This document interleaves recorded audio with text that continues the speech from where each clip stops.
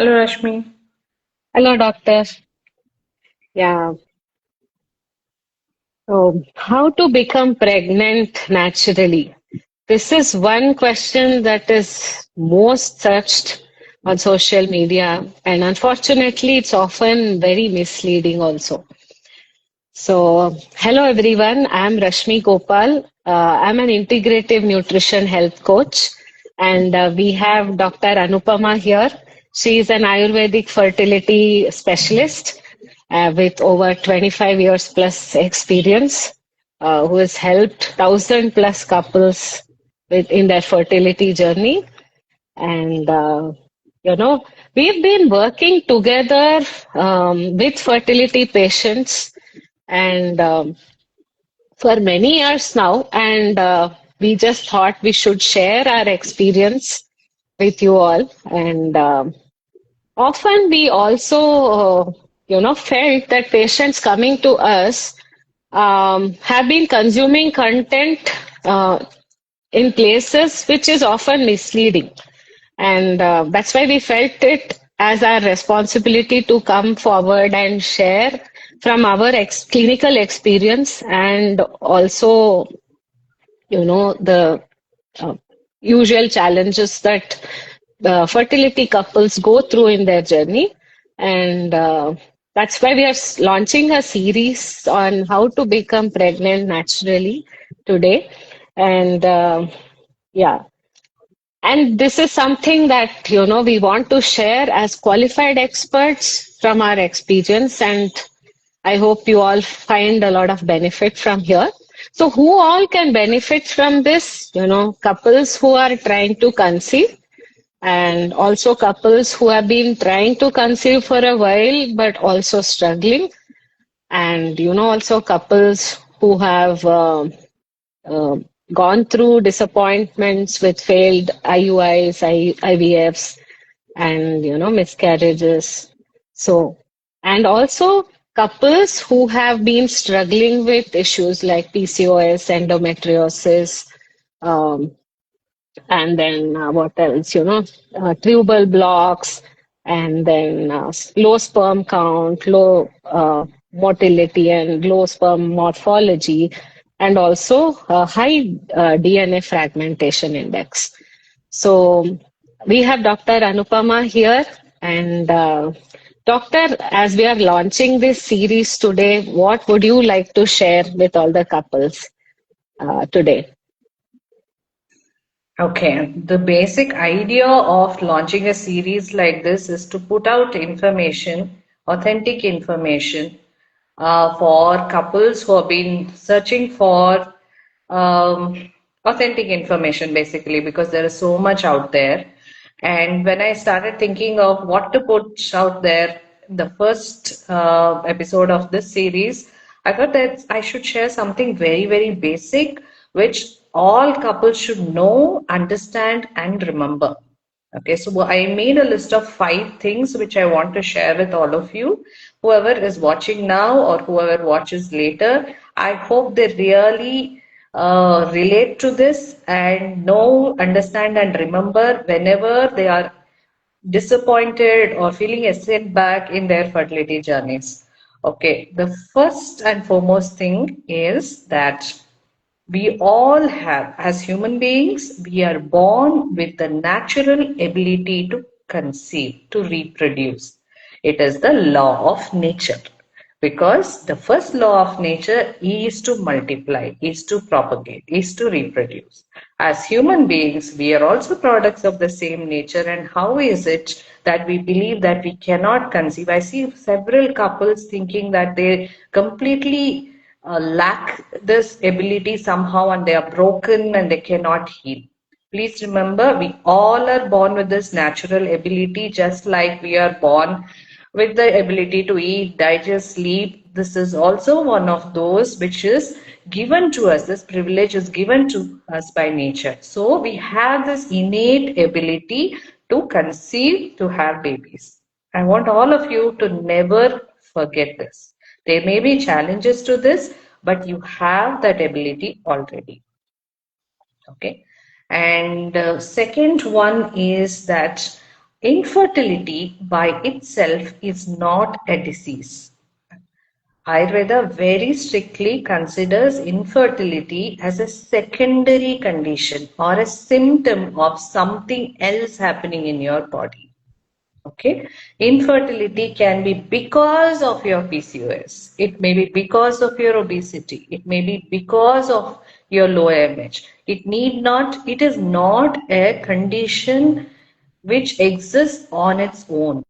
What does that mean? Let's say, for an example, somebody is having dry cough, okay, and they continuously try to treat the dry cough, the symptom of the dry cough, and most often, many of you will agree that dry cough doesn't go away. But when we go to the root cause and find out that it's probably the high pitta or the acid reflux which is causing the dry cough, and when I treat that, the cough goes away on its own. So the primary disease was the acid reflux, and the secondary one or the symptom was the cough. So do not think of infertility separately as it exists separately in your body somewhere. Okay, so this is the second thing. And the third thing is, it's a continuation of the second. The third most important thing I want all of you to remember is infertility is not a, it's a full body issue. It's a full body problem. It's not just your uterus problem. It is so, unless we work on the full body, finding results is very difficult. Okay, so to support this, I will tell you a little bit about how Ayurveda looks at our entire body. In your primary school, probably you were exposed to this digestive system, respiratory system, or circulatory system, and different systems which manage our bodies. In the same way, Ayurveda parallelly thinks of the same thing as seven dhatus, sapta dhatus. Okay, starting with rasa, rakta, mamsa, majja, asti, meda, shukra. So this shukra dhatu is the seventh one. The shukra dhatu is the name given for the final reproductive dhatu, reproductive system of both male and female. Okay, so and think of this body as a seven-floored building. Okay, all the other rasa, rakta, etc. are in the starting from rasa, it goes upwards. So the rasa dhatu is your foundation. Rasa dhatu is nutrition, ahara, rakta. Like that, it goes up, and the seventh floor is the shukra dhatu. Let's say if there is some problem with your shukra dhatu, that is, you're finding it difficult to conceive, which is in the seventh floor. If your foundation, your rasa, rakta, asti, macha, they are not in balance or they are not having strength, think of it as the foundation. Can you really strengthen your seventh floor without working on the foundations? It is impossible. Think of it like that. All these, the six dhatus, prop it up, give strength to the shukra, which automatically does its function when all the other six dhatus are doing their function. I hope you can understand why I'm saying infertility is not just a uterine issue, but it's a full body issue. The fourth and really important for these times, diagnosis.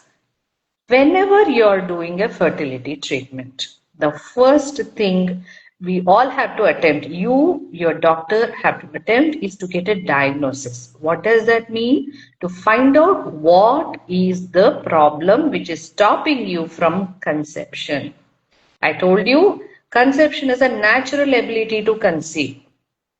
Okay, sorry, we all have the natural ability to conceive. So, if it is a natural ability, what is that which is stopping? What is that obstacle? That obstacle has to be removed. So, do not start any treatment without a diagnosis. Why am I not conceiving? What is the problem? Then you know what to treat.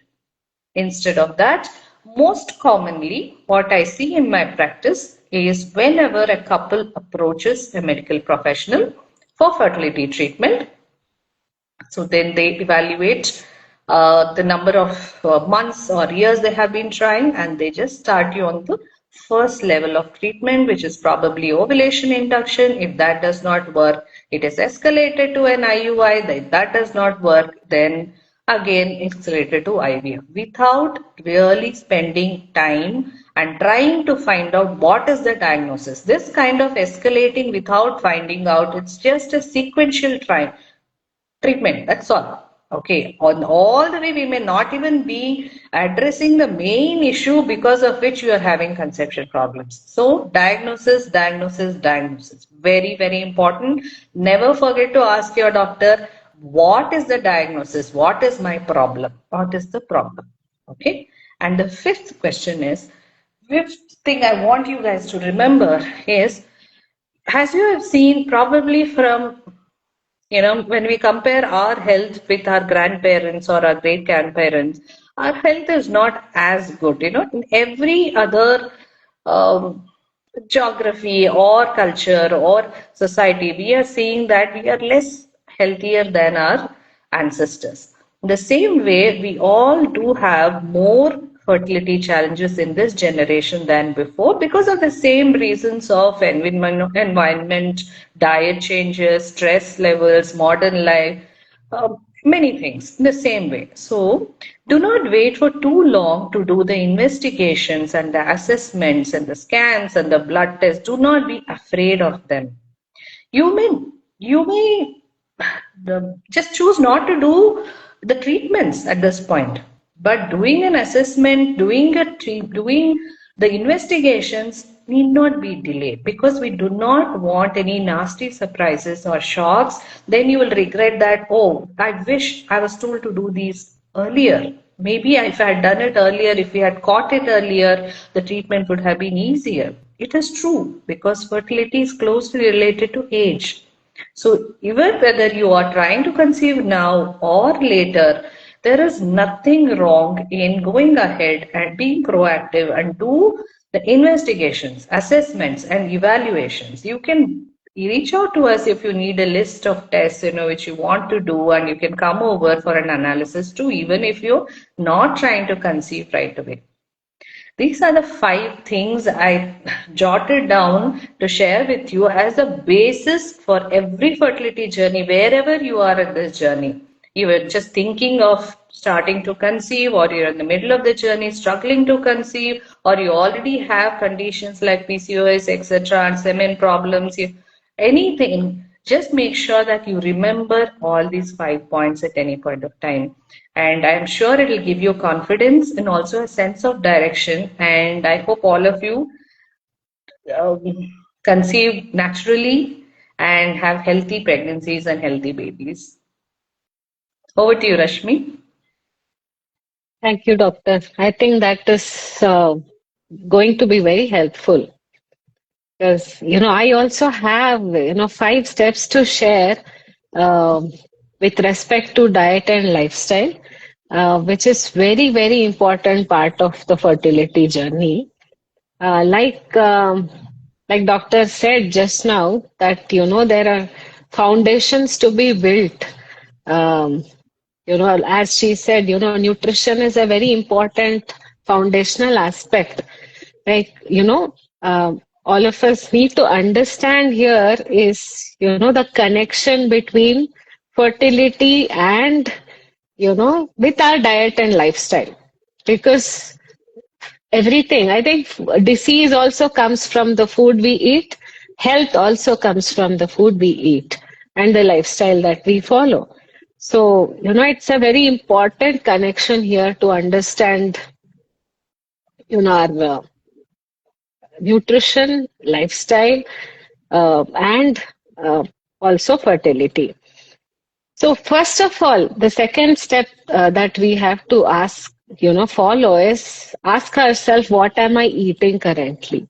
What lifestyle guidelines am I following currently? So, what is it that I need to clean up? First step is to clean up. So, generally, when we start working with patients who come to us, the first thing that we do is, our gut reset. So that means, cleaning up your food habits, the foods that we eat, and also the lifestyle that you follow, things that first needs some cleaning up. So the third step would be the substitute. So what am I, if I'm cleaning up something, if I'm eliminating something, what am I adding there? What am I substituting with? What foods are better off? For the fertility journey, and also to cleanse there is a very strong connection between our digestive health and also the fertility aspect of it. First of all, if I see many couples trying to add a lot of protein or add a lot of nutritious foods. Somebody is saying eat this, somebody is saying do that. So everybody is trying to follow a lot of things with great intentions. But what happens if the gut is not in great shape? Sometimes, the protein that we are eating is probably not even digesting. And sometimes it can also lead to toxin buildup. So it is very, very customized, and it's also something to be very personalized, looked into in a very personalized way. So this is a first basic step to look into. And next, very important fourth step is our mindset. Like Dr. Anupama shared, we have that natural ability to procreate. It's the same thing here with our mindset. So we need to carry that mindset that, I have the ability to reproduce, and I need to trust my body.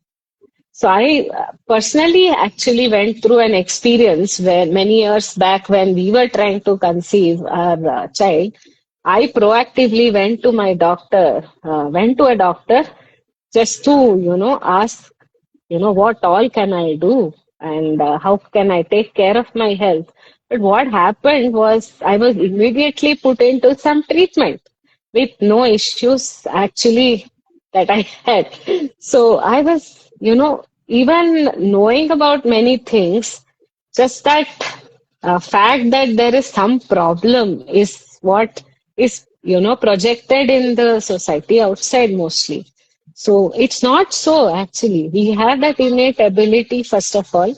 And people who have gone through disappointments in this fertility journey, even then, they, believe in your body, trust your body. It is possible to conceive a baby. I mean, with our experience, we can tell you that, we've seen many cases where the age is also, somebody is about 35, 40, somebody has some other issue. But everybody with, like doctor said, all these basic steps taken, they have been able to conceive. I mean, doctor can share more in our upcoming episodes on the case study she's worked with. She's helped thousands of people with conception. So it is definitely possible. So what we believe actually can manifest uh, in our journey. So that is one very important aspect to remember, because it's very easier said than done, especially for couples who have gone through this journey for quite some time and not seen results. But trust me, believe in yourself, it will happen. And then, the fifth step, very important step, this is where probably we see a lot of couples struggling, is, managing your stress. So think of it as a, basically sometimes in the time where we are trying to conceive, we take it like a project, right? So, I mean, it's more like an exam for us. So imagine the times when you are appearing for a major important exam like 10th or 12th grade, which is going to determine our future.